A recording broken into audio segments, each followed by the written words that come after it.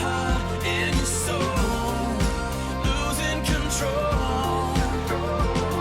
I'm trying to fight all the tears that I cried. I need to go on, please release me. Forbidden love goes straight to your heart.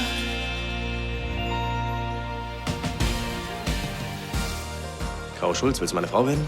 Ja, ich will. Heißt das, Sie möchten Ihre Anzeige zurückziehen? Ja, verdammt. Ihr habt gewonnen. Jetzt geh mir aus den Augen. Ich will dich nie wiedersehen. Nie wieder. Herzlichen Glückwunsch, du hast den Hauptgewinn. Ich habe halt in meine Ehe investiert, ne? Willst du das Schleicher sagen, wenn er seine erste Rate will? Du nimmst einfach tierisch viel auf dich, um deine Frau glücklich zu machen. Ein Horrorkredit, Wahnsinn, Schulden, rund um die Uhr arbeiten, um das alles wieder zurückzuzahlen. Du kannst dich nicht für andere verbiegen, das macht dich auf Dauer nicht glücklicher. Vielleicht heirate ich sie ja, lass sie für unmündig erklären und schnapp mir das gesamte Vermögen. Es ist mir egal, was es kostet, wenn ich Ansgar dafür untergehen sehe. Ich weiß, dass du mir nur was vorgemacht hast, um an das Vermögen meines Vaters zu kommen. Du hast gedacht, du kannst mit mir spielen und nebenbei deine Ziele verfolgen? Aber eins kann ich dir versichern. Dieses Mal gewinne ich.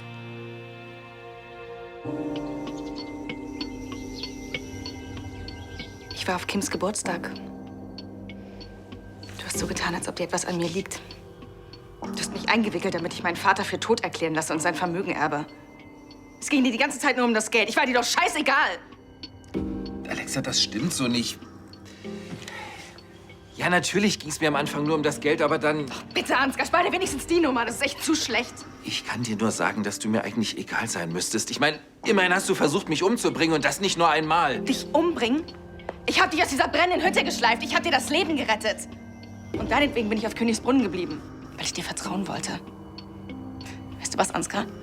Jeder hat mich vor dir gewarnt. Jeder. Tanja, Elisabeth. Aber ich dachte, ich weiß es besser. Ich war so eine blöde Kuh. Aber du hast ja auch alle Register gezogen. Du hast mir irgendwelche rührseligen Geschichten erzählt, von wegen, wie ähnlich wir uns sind. Scheiße, Ansgar, wieso hast du mich nicht einfach gefragt, ob ich dir das Geld gebe? Wieso musstest du so eine Show abziehen? Ich hab dir vertraut.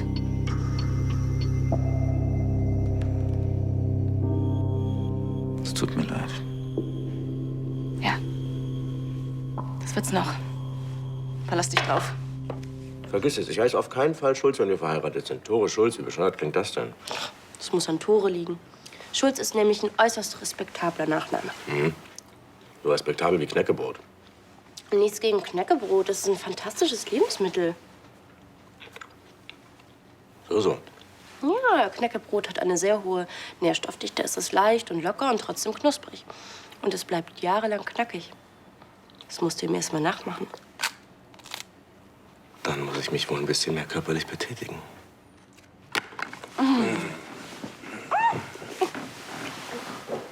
Giselle! Tore! Hallo! Ach, du grüne Neune. Das ist meine Mutter.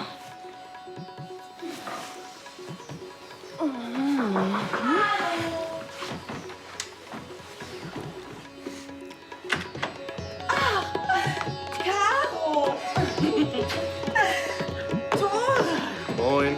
Ach, ist das schön, wieder in Düsseldorf zu sein.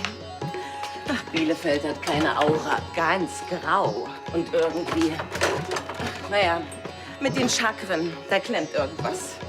Bei mir auch. Was machst du denn hier? Wolltest du nicht ein Yoga-Studio aufmachen mit deiner Freundin? Ach, das muss man sich mal vorstellen.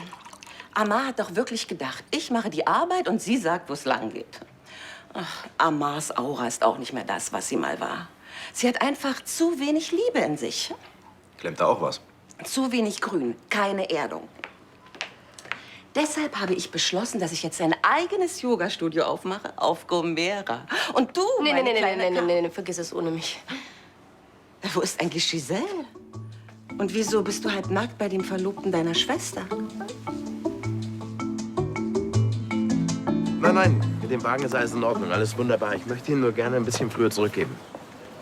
Ja. Das heißt, Sie können ihn jederzeit abholen. Wie? Moment mal. Ich soll dennoch den kompletten Betrag bezahlen? Bitte was? Ja, natürlich haben wir einen Vertrag, aber wissen Sie was, Sie können mich mal. Ja? Willst du den Wagen zurückgeben? Aber der hat dir doch so gut gefallen. Und wenn schon. Ich brauche keinen Sportwagen oder teure Anzüge oder eine Imbisskette, um mein Ego aufzupolieren. Okay. Diese ganze Nummer mit Kohle und Karriere, das bin ich überhaupt nicht. Aber du redest seit Wochen von deinem Burrito-Imperium und dass du etwas aus dir machen willst. Ja, aber nicht für mich, sondern weil ich mit dir mithalten will. Jetzt? Ich wollte mit dir auf Augenhöhe sein, deswegen habe ich diesen ganzen Aufriss veranstaltet. Und weißt du was? Das war eine Scheißidee. Ach komm, jetzt tu nicht so, als wäre das alles meinetwegen passiert. Du hast es gemacht, weil du es wolltest. Dir hat es gefallen, schicke Anzüge zu tragen, im Cabrio einen auf dicke Hose machen. Wann habe ich dich bitte dazu gezogen? Mensch, ich wollte dir was bieten. Aber ich kann mich nicht länger verbiegen und deswegen ist jetzt Schluss. Aha. Und was heißt das jetzt? Das heißt, ich werde Curricala anrufen und ihm sagen, dass er seinen Imbisswagen behalten kann und irgendwie versuchen, den Kredit von Schleicher abzubezahlen, inklusive Zinsen. Gut, vielleicht werde ich in meinem Leben nie mehr besitzen als diesen Imbisswagen, aber mir ist das egal, denn ich bin glücklich damit. Die Frage ist nur, ob du auch damit leben kannst.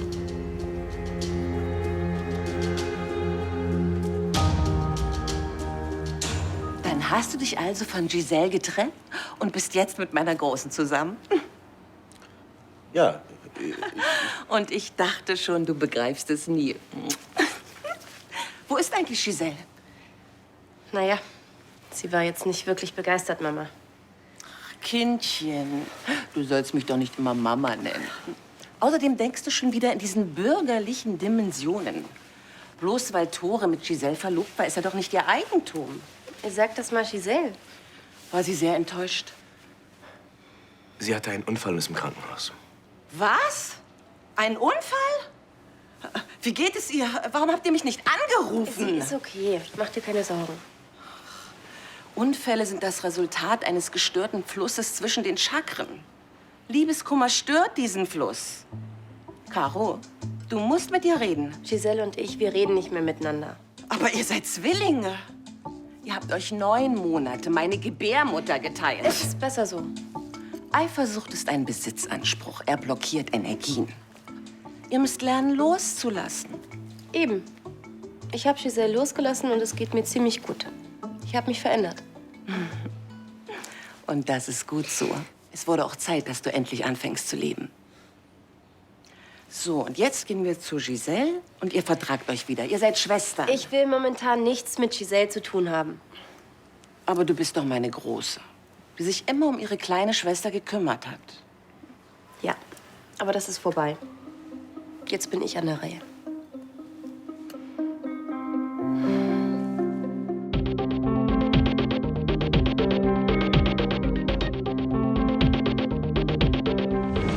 Tschüss, macht dir noch einen schönen Tag. Wo kommt es auf einmal eigentlich her? Mir fehlt da echt ein Mittelteil. Du nimmst einen Kredit auf. Willst den Wagen von Currykalle kaufen, dann geht alles schief und ich bin schuld, oder was? Ich habe den Aufriss nur gemacht, weil ich dachte, dass ich dir sonst nicht gut genug bin. Für wen hältst du mich eigentlich? Für irgendeine verwöhnte Tussi, der man Perlenketten kaufen muss, damit sie glücklich ist, oder was? Ich habe mir den Arsch aufgerissen und dir hat es gefallen. Dir hat es gefallen. Weil es jeder Frau gefällt, wenn der Mann ihr Geschenke macht und etwas aus sich machen will. Ich muss aber nichts aus mir machen. Bei mir ist alles in bester Ordnung. Und du hast es auch mal so gesehen, als du noch eine Wolf warst. Die bin ich immer noch. Nein, du bist nur von Lahnschein. Du hast mehr Kohle, als du überhaupt ausgeben kannst und umgibst dich noch mit mega wichtigen Leuten. Das hat doch überhaupt nichts mit uns zu tun. Doch, weil ich überhaupt nicht weiß, ob in deinem Leben noch Platz für mich ist. Es geht um Mertens, oder? Kannst du deine Eifersucht nicht einmal in den Griff kriegen?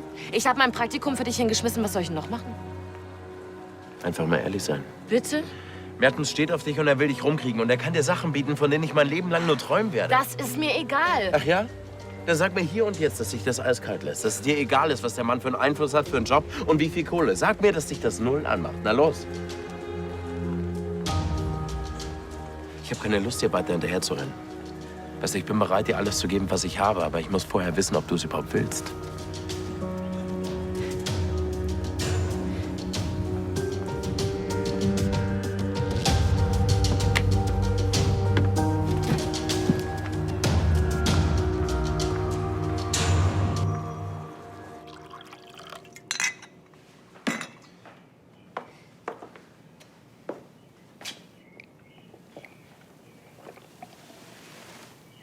Das ist 60 Jahre alter Single Malt.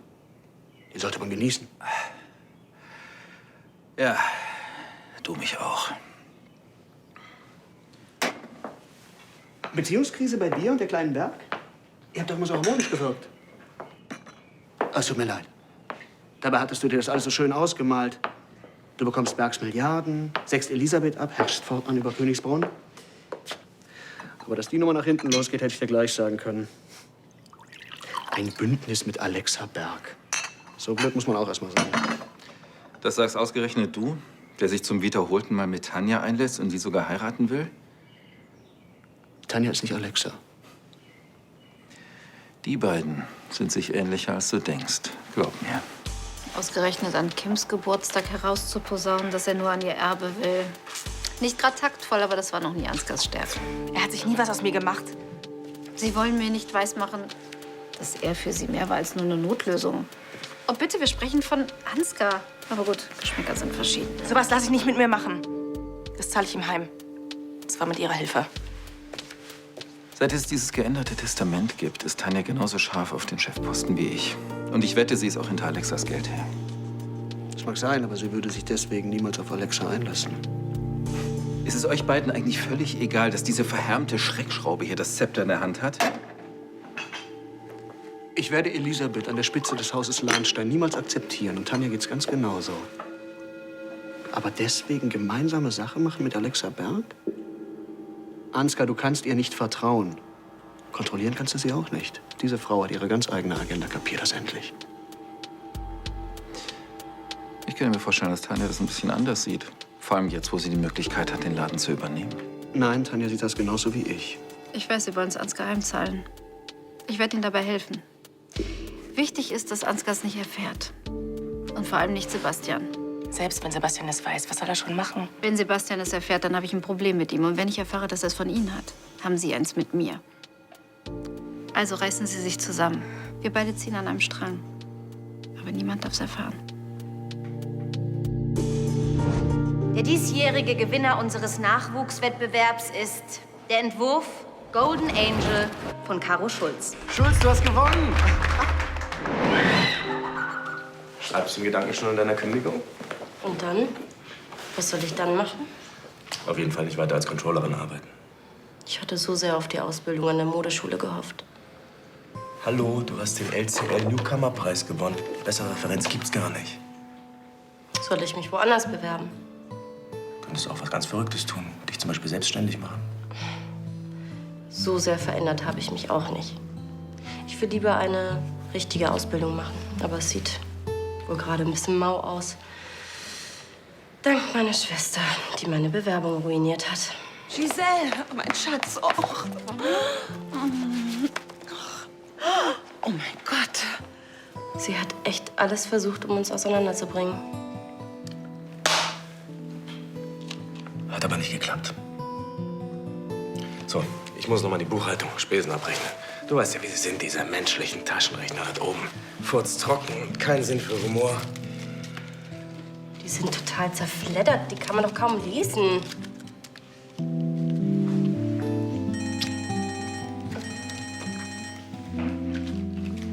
Schulz? Oui, c'est moi. Alles, was ich mir je gewünscht habe, Mama, ist vorbei. Ich werde nie wieder als Model arbeiten. Und Tore. Quoi? Pourriez-vous répéter ça, s'il vous plaît? Mais oui. Merci. Au revoir. Das war Paris.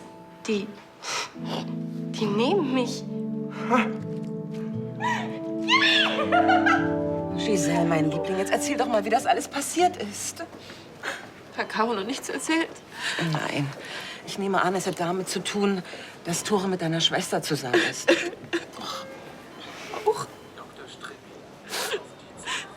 Und ich... Es war ein blöder Unfall. Oh, mein Schatz. Du weißt doch, Unfälle sind nur das Resultat. Mama, ich kann dein Gequatsch heute wirklich nicht hören. Das Wichtigste ist, dass du dich jetzt mit Caro wieder versöhnst. Es wäre schrecklich, wenn sie ohne dich heiraten muss. Was, Caro und Tore sind verlobt?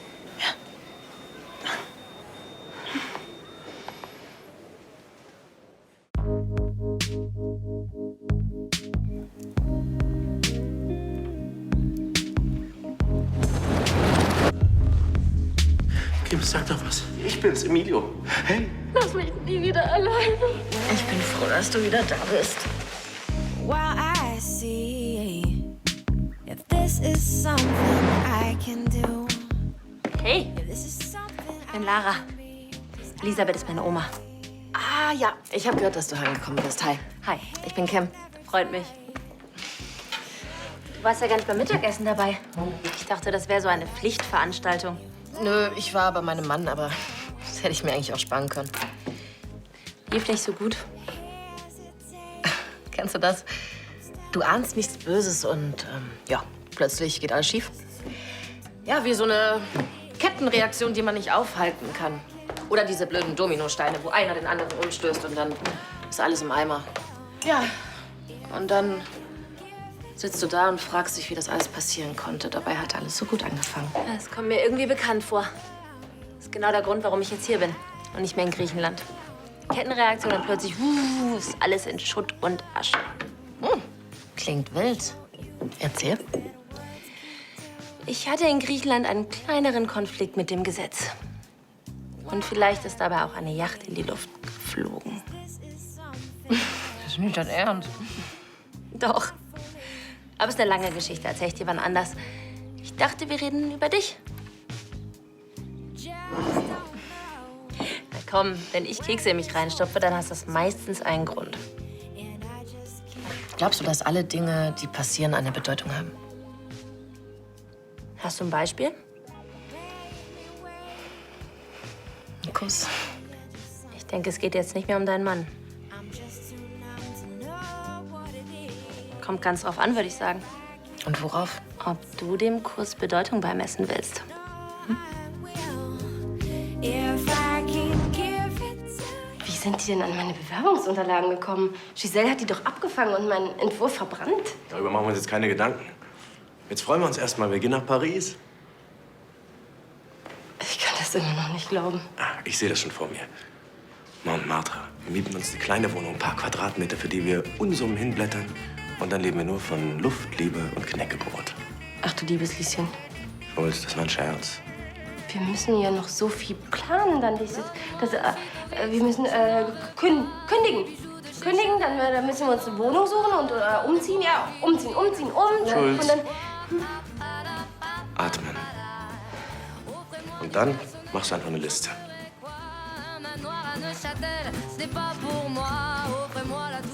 wir gehen wirklich nach Paris. Das ist unsere Stadt, glaub mir.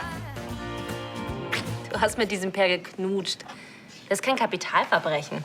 Ich hatte wirklich noch nie das Bedürfnis, einen anderen Mann zu küssen. Wirklich. Da muss dieser Pär was ganz Besonderes sein. Wie ist er denn so? Er ist charmant, gut aussehend, erfolgreich.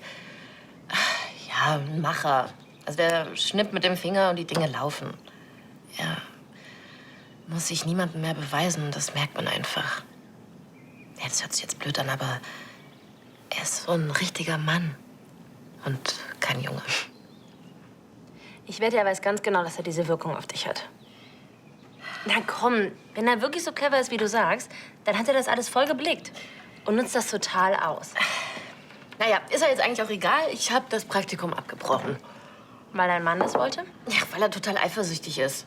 Auf meinem Geburtstag hat er sich mit Per angelegt. Weißt du, das Praktikum war wirklich toll.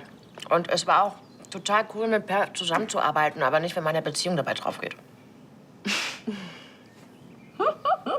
Oh Gott, wir lernen uns gerade erst kennen. Und das Erste, was ich dir erzähle, ist, dass ich mit meinem Chef rumgeknutscht habe und die ganze Zeit dran denken muss. Ich habe eine Yacht in die Luft gejagt. Das ist auch nicht viel besser. Weißt du, ich habe gedacht, das Problem ist gelöst, wenn ich einfach dieses Praktikum abbreche. Aber dann kommt mein Mann mit so einer Grundsatzdiskussion an, von wegen, ich habe mich verändert und ob ich überhaupt noch glücklich mit ihm bin. Und bist du? Ich liebe meinen Mann. Ja, aber dann frage ich mich, warum ich auf diesem Pair so abgefahren bin. Eigentlich müsste er mir doch total egal sein. Es geht doch nicht um dich und deinen ehemaligen Chef, Kim. Sondern?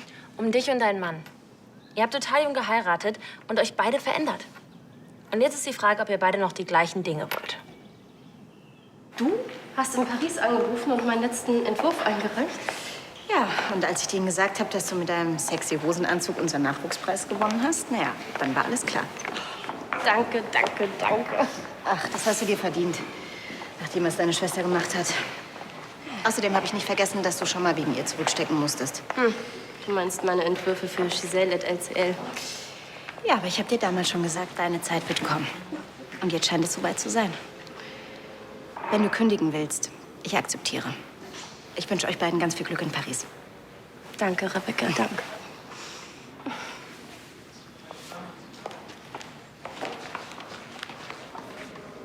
Sag, dass das nicht wahr ist. Du willst meinen Verlobten heiraten?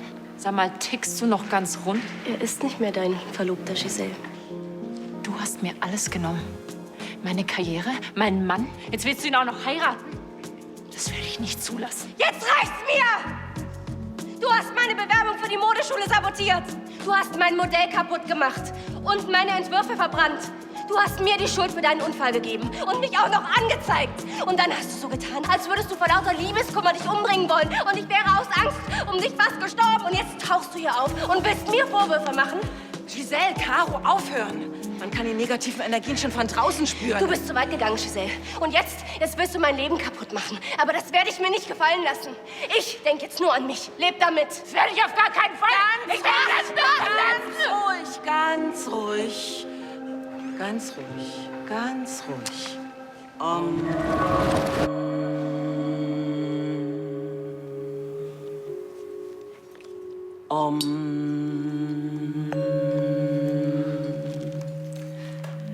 Dieses Reinigungsritual haben wir am Ashram immer durchgeführt, wenn sich negative Energien zwischen zwei Menschen angesammelt haben.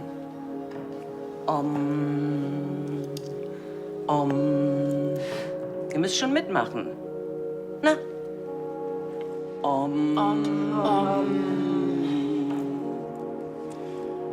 Caro, nimm etwas Erde und wasche deine Hände damit. So gibst du alle negative Energie an Mutter Erde ab. Na los, es hilft. Das ist so ein Scheiß, Mama. Aber es funktioniert. Das ist typisch. Sie darf dich Mama nennen. Das ist nur, weil sie mich nicht ernst nimmt. Ich bin ja nur Giselle, die Träumerin, die nichts auf die Kette kriegt. Ja, da hatte ich es ja viel besser. Während sie dich mit deinen Träumereien unterstützt hat, da musste ich für euch den Haushalt schmeißen. Du hast immer gesagt, ich bekomme alles, was ich mir wünsche. Was ist jetzt? Ich habe nichts. Und mir hast du immer eingebläut, dass ich mich um Giselle kümmern muss. Und wenn ich das nicht so lange getan hätte, dann wäre es vielleicht nie so weit gekommen.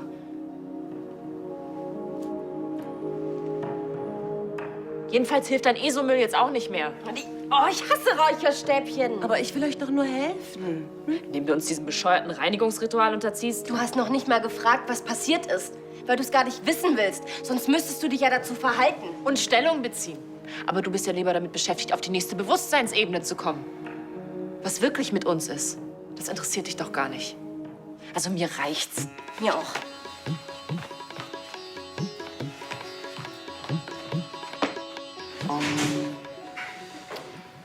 Hey, ich habe nicht hereingesagt. Ach, Tanja. Ich weiß doch, dass du dich immer freust, mich zu sehen. Und ich habe was mitgebracht. Ansgar, was willst du von mir? Beziehungstipps? Na, damit du auf die Sache mit Alexa anspielst. Es ist vorbei. Ich weiß. Sie hat durchschaut, dass du nur auf ihr Erbe aus bist. Du wolltest sie entmündigen lassen, nach eurer Eheschließung. Wie kommst du denn darauf? Ich hab's gehört, als du es Kim auf ihrer Geburtstagsfeier gesagt hast. Und Alexa hat's auch gehört. Du wusstest, dass sie da war? Naja, ich bin ja nicht blind im Gegensatz zu dir. Und jetzt? Hast ein bisschen Schiss, weil du nicht weißt, was sie als nächstes vorhat? Ach, Blödsinn. So, hast du irgendeine Idee?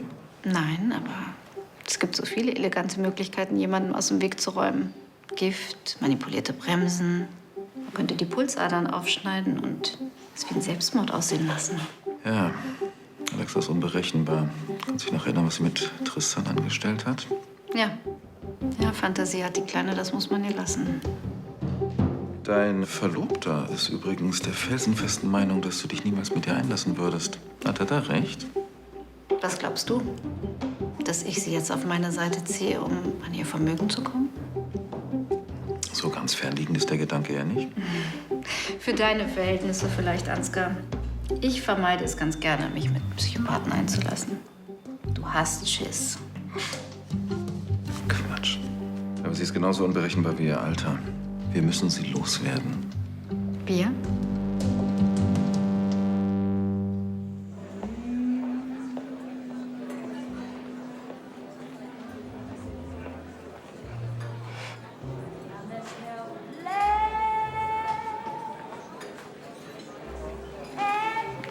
Kim, ich wollte gerade zwischen 2 Terminen Kaffee trinken gehen. Sehr schön, dass ich Sie hier treffe. Hi. Darf ich? Wie geht es Frau von Lahnstein? Hat sie sich damit abgefunden, dass Kommissar Hempel Personenschutz übernimmt? Sie meinen, dass Sie das erzwungen haben? Ich habe nichts erzwungen. Ich habe lediglich meine Kontakte spielen lassen. Das ist mein Job. Sie kriegen immer alles, was Sie wollen, oder? Leider nein. Aber wenn sich etwas wirklich lohnt, dann kann ich sehr viel Geduld entwickeln.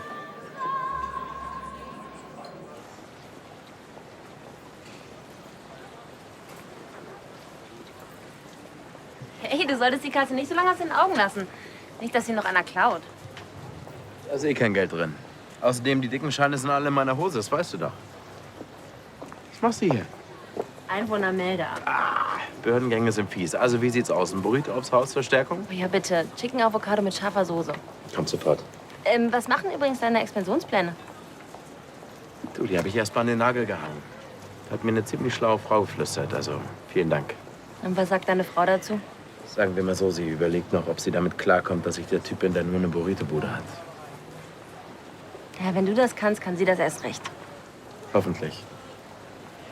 Denn ich habe keine Ahnung, wie mein Leben ohne sie aussehen soll. Ich glaube, es ist besser, wenn ich jetzt gehe. Habe ich was Falsches gesagt? Nein, es war mein Fehler. Eigentlich war alles mein Fehler. Sie sind ein toller Mann und es hat mir eigentlich auch ziemlich Spaß gemacht, dass Sie mit mir flirten. Und eigentlich hat es mich ziemlich nervös gemacht und wahrscheinlich würde ich auch noch was mit Ihnen anfangen, wenn ich nicht verheiratet wäre. Ich verstehe. Ich bin überhaupt gar nicht ein Typ für eine Affäre. Ich liebe Emilio. Danke, dass Sie mir angeboten haben, das Praktikum bei Ihnen zu beenden. Ich finde auch, wir sollten uns zukünftig aus dem Weg gehen. Schönen Tag noch.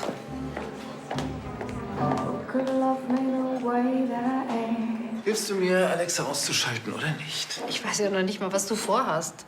Industriespionage ist das Stichwort. Sie wird versuchen, die Schnitte eurer Öko-Kollektion nach China zu verscherbeln. Die Kontakte habe ich bereits. Bist du total bescheuert? Ich werde auf keinen Fall riskieren, dass es chinesische Billigplagiate von LCL Green gibt, nur Tanja, damit... ganz ruhig, ich bin doch kein Anfänger. Dazu wird es natürlich nie kommen. Im richtigen Moment tauchen die Schnittmuster und eine kompromittierende E-Mail auf ihrem Telefon auf. Ich lasse sie hochgehen. Was sagst du? Dass das ganze Problem nur existiert, weil du eine Affäre mit einer Frau angefangen hast, die deine Tochter sein könnte. Okay, du bist doch die Letzte, die Alexa ihr Geld in den Rachen werfen will, oder? Und außerdem musst du sie dann nicht mehr am Frühstückstisch ertragen. Hallo, Sebastian. Hallo, Schatz. Ist gerade schlecht, ich bin mitten im Gespräch. Ich habe schon verstanden. Ansgar ist gerade bei Ihnen. Ja, genau, Ansgar ist hier. Er hat mir gerade übrigens ein interessantes Angebot gemacht. Er würde gern, dass wir alle zusammen am Stuhl der Berg sägen. Er will ihr was anhängen, damit wir sie endgültig loswerden. Das glaube ich jetzt nicht. Ja, er glaubt, sie könnte gefährlich werden. Womit er eventuell recht hat. Ich habe Ihnen versprochen, dass ich weder Ansgar noch Sebastian etwas von uns erzähle. Und daran halte ich mich auch. Naja, es geht ja immerhin um eine Menge Geld, ne? Allerdings. Und ohne mich sehen Sie davon keinen müden Cent. Dann können Sie RTL vergessen. Das würde ich auch niemals riskieren. Sagen Sie Ansgar, so leicht mache ich es ihm nicht. Sag ich ihm. Bis später. Tja, wie ich es mir dachte. Sebastian hält nichts von der Idee. Ja, na und? Seit wann tust du, was der Seppel sagt? Tanja, Alexa ist gefährlich. Wenn sie erst mal das Geld ihres Vaters hat, ist hier niemand mehr vor ihr sicher. Ganz ehrlich, Ansgar, du hast die Kleine aufs Schloss geholt. Sieh selbst zu, wie du sie wieder los wirst.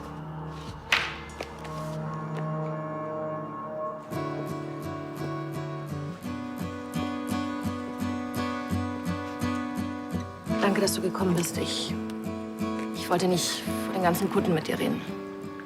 Hör zu. Ich habe nachgedacht über das, was du gesagt hast. Und ich will ehrlich zu dir sein.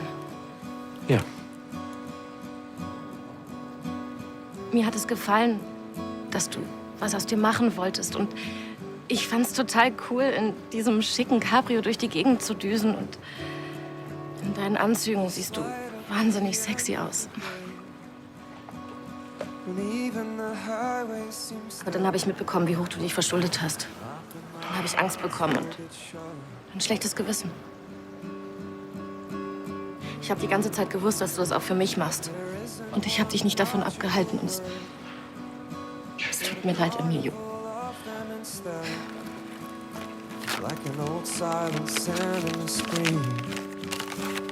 Was ist das?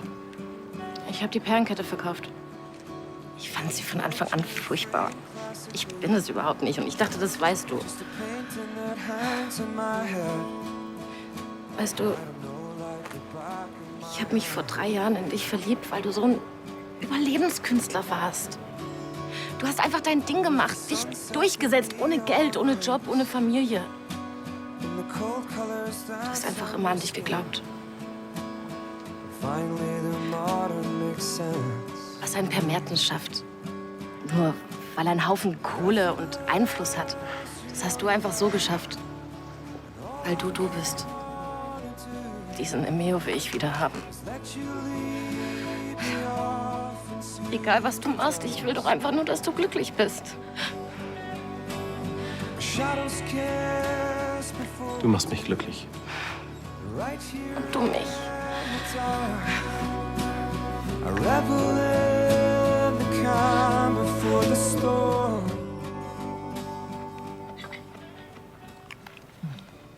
Ich glaube, ich habe dich noch nie so viel essen sehen. Mit der Narbe im Gesicht kann ich sowieso nicht mehr modeln. Kann ich ja jetzt auch fett werden. Ach, ist doch Quatsch. So eine Narbe kann doch auch ein unverwechselbares Markenzeichen sein, oder? Ja, gut. Aber bist du wirklich nur wegen der Narbe deprimiert? Caro hat mir alles weggenommen. Sie heiratet meinen Verlobten, den Mann, den ich liebe. Schulz, du machst mich fertig. Ich habe noch nicht mal gekündigt und du ziehst mir schon den Stuhl unterm Arsch weg. Man kann nicht früh genug mit den Umzugsvorbereitungen anfangen. Die brauche ich noch? Oder willst du, dass ich bis zum Umzug in nur einer Unterhose rumlaufe? Klar. Du könntest auch einfach drüber reden, anstatt dir meine ganze Bude auf den Kopf zu stellen. Da gibt's nichts zu reden. Ich weiß, wie viel dir Tore bedeutet. Aber geht's dir denn wirklich nur um Tore? Hm? Vermisst du nicht eigentlich Caro?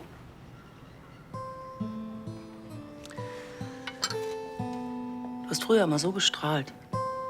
Weil du das Leben geliebt hast. Vielleicht auch, weil du Caro hattest. Und jetzt hast du dein Strahlen verloren. Na danke, Biggie, das hilft ja total. Ja, aber du kannst es doch wiederfinden. Damit du wieder glücklich sein kannst. Ich weiß nicht wie. Das tut so verdammt weh. Er hat mich einfach sitzen gelassen. Für Caro. Meine Mutter meint, man könnte alles, was passiert ist, vergessen, indem man sich die Hände mit Erde abwirbelt. Mit Erde. Und meine Schwester, die will sich umbringen, weil sie es nicht ertragen kann, dass sie mal nicht im Mittelpunkt steht. Und meine durchgeknallte Mutter, die vergiftet uns mit Räucherstäbchen. Aber weißt du, was mich am meisten aufregt? Ihr ganzes Aura-Gequatsche. Wenn sie wirklich so viel Ahnung von Aura hätte, dann müsste sie doch sehen, dass mit Giselles Aura irgendwas so ganz und gar nicht stimmt. Nein, stattdessen sollen wir uns vertragen und so tun, als ob nichts war. Wie soll ich denn bitte vergessen, was Giselle getan hat? Sie ist meine Schwester. Ich habe ihr vertraut. Du bist daran gewöhnt, dass du die schöne, begehrenswerte Schwester bist. Du kannst es nicht verstehen, dass Tore sich für Caro entschieden hat und nicht für dich. Aber du liebst Caro. Kannst du denn nicht verstehen, dass es Tore genauso geht? Doch, natürlich kann ich das. Mann, Biggie, ich vermisse sie so. Ich kann gar nicht fassen, was ich alles gemacht habe. Dann geh zu ihr und sag ihr, dass es dir leid tut. Sie hört mir doch gar nicht mehr zu. Dann musst du einen Weg finden, dass sie nicht weghören kann.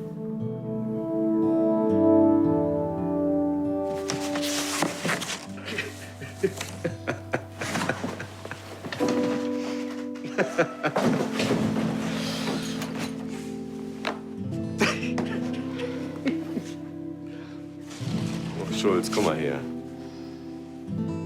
Warum hat sie das bloß getan? Weil sie verzweifelt war.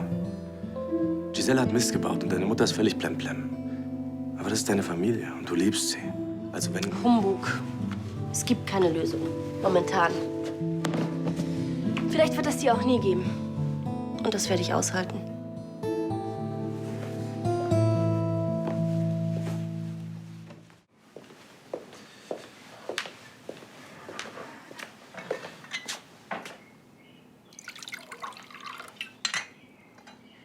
Ja, also gut, vielleicht habe ich Alexa das ein oder andere zugesagt und vermutlich hat sie sich die ein oder andere Hoffnung gemacht. Könnte doch nicht ahnen, dass die Frau völlig ausrastet, wenn ich das wieder gerade rücke. Alles okay bei dir? Nein, nichts ist okay. Die Frau ist völlig unberechenbar. Schön, dass wir mal drüber gesprochen haben. Sonst noch was?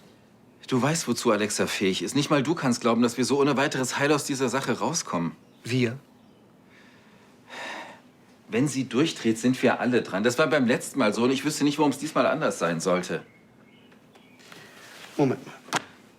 Hat sie irgendwas angedeutet? Nein, nicht direkt. Aber es ist doch klar, dass ich Tanja niemals um Hilfe bitten würde, wenn es nicht wirklich wichtig wäre.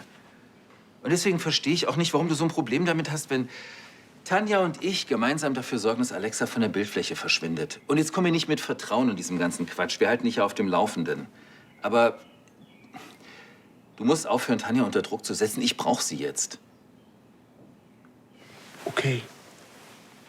Warum genau führen wir dieses Gespräch? Weil ich will, dass du noch mal darüber nachdenkst. Aha. Worüber genau? Wie wir Alexa loswerden, das, worüber du mit Tanja telefoniert hast. Ich war dabei. Ganz sicher, dass wirklich alles in Ordnung ist? Nein, hier ist was ganz gewaltig nicht in Ordnung.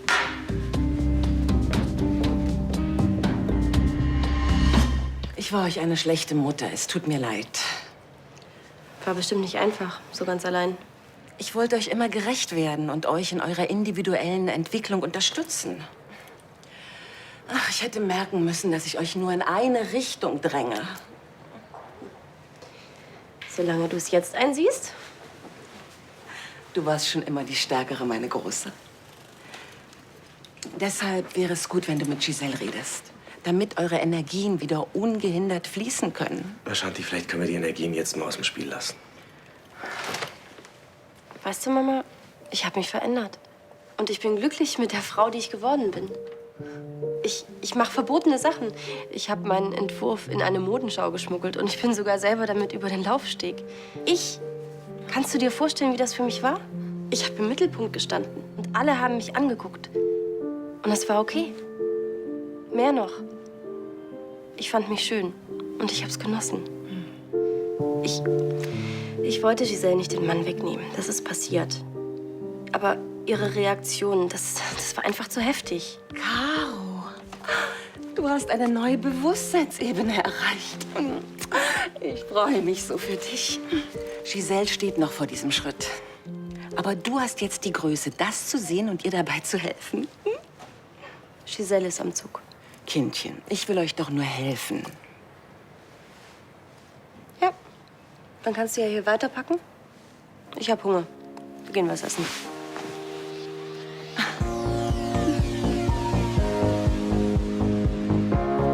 Hey, Oh, hey, was machst du denn hier? na was wohl? Hier gibt's den besten Burrito der Stadt. Das hast du auch schon rausgefunden? Allerdings. Und der Typ, dem die Bude gehört, ist auch echt in Ordnung. Ich glaube, ihr habt einiges gemeinsam. Ach ja? Ein Stück Avocado extra scharf? Ja, und mit extra Salat bitte. Und eine Cola ohne Eis. Und die Soße auf dem Extrateller? Moment mal, kennt ihr euch? Das ist Lara, Elisabeths Enkelin. Und das ist Sag irgendwie... jetzt nicht dein Mann. Doch. Du hast die ganze Zeit von Emilio gesprochen. Ja, ich finde es irgendwie beunruhigend, dass ihr Frauen immer über alles quatschen müsst. Nicht über alles. Ich weiß es nicht. Düsseldorf ist echt ein Dorf. Dann ist zwischen euch wieder alles in Ordnung. Ja, wir haben uns ausgesprochen und fangen noch mal ganz von vorne an. Ja, siehst du, ich hab dir doch gleich gesagt, wenn man weiß, was man will, dann ist so ein Kuss gar kein Weltuntergang mehr. Das würde Emilio anders sehen. Ich weiß ja gar nichts davon. Nein, natürlich nicht. Schau mal, wir haben uns vertragen. Und dieser Kuss mit Per Mertens hat nichts zu bedeuten, okay?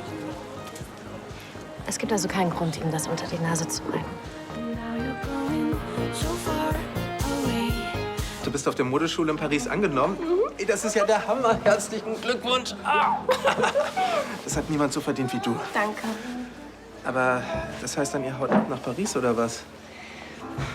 Du wirst mir fehlen. Aber du kannst uns jederzeit besuchen. Ich werde euch so oft besuchen, dass ihr genervt von mir seid. Ich will mal was zum Anstoßen.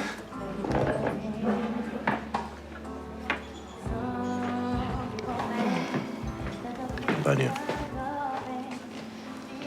Hi. Ich muss mit dir reden. Unter 4 Augen. Was du mir zu sagen hast, das kannst du auch sagen, wenn Tore dabei ist. Es tut mir leid. Alles, was ich gemacht habe.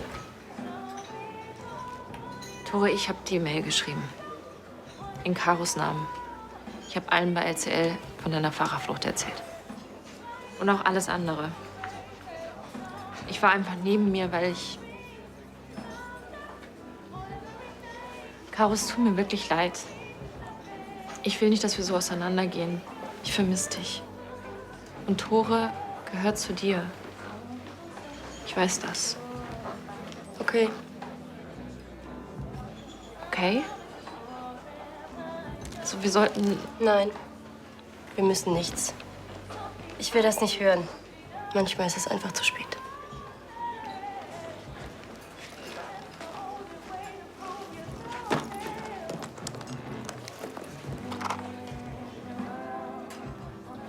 Die habe ich für dich besprochen. Wie wir es früher mal gemacht haben. Bitte versprich mir, dass du sie dir anhörst.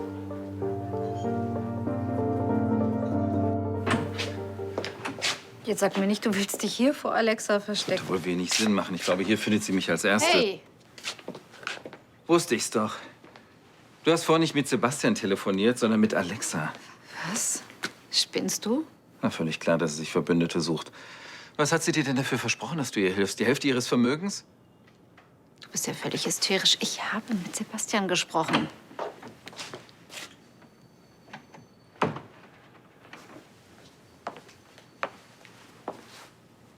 Was ist hier eigentlich los? Ach, Ansgar hat sie nicht mal.